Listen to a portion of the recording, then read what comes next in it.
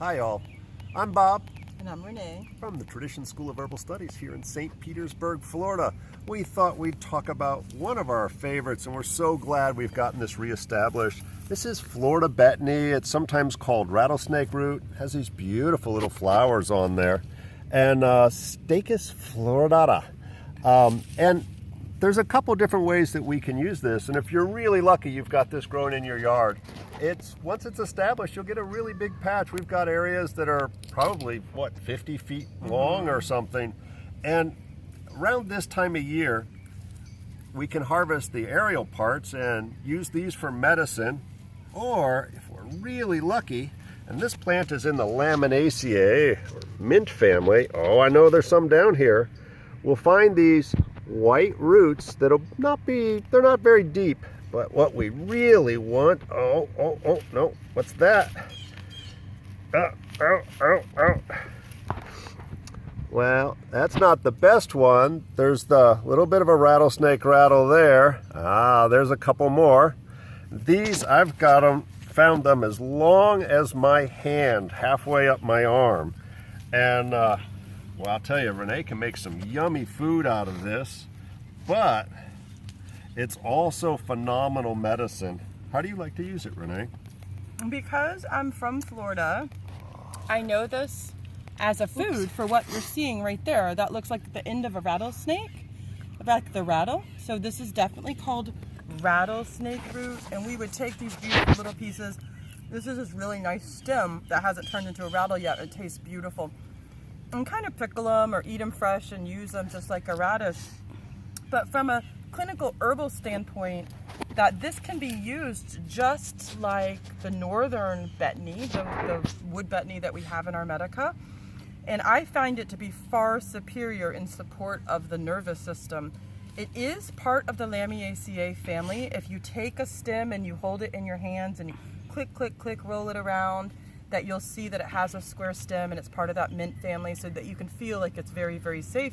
So the aerial parts, and it has beautiful flowers, the aerial parts in a tea every single day to support clear thinking and brain fog and nervous system health and regeneration would be a wonderful, wonderful thing.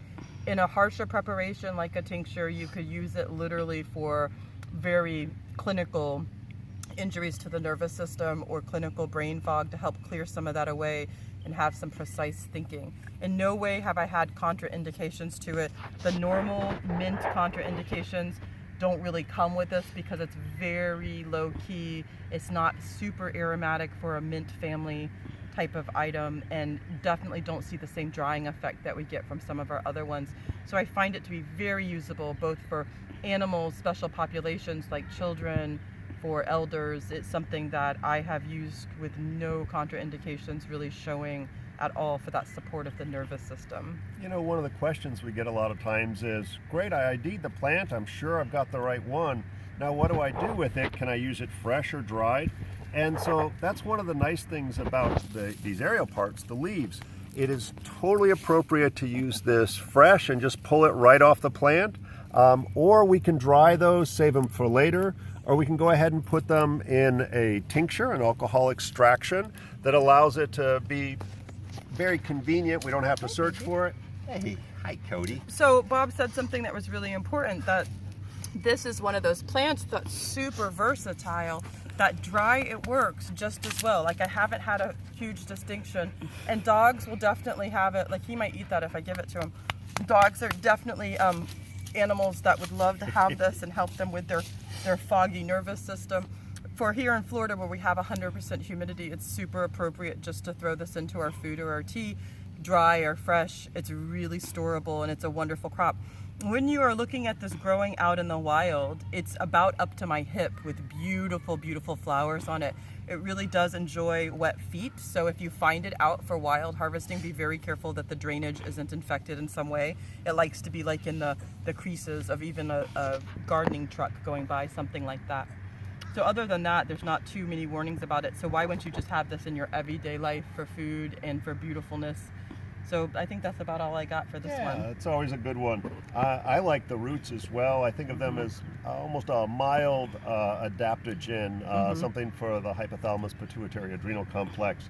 And I know Renee's it's always a treat. She'll just take an old jar of pickles and toss these in there, and they'll last forever in there. And actually, they don't last for very long. We eat them too fast. The students get them. So this is Bob and Renee from the Tradition School of Herbal Studies getting us some rattlesnake root here in St. Petersburg, Florida. Be sure to subscribe, and we'll see you in the next video.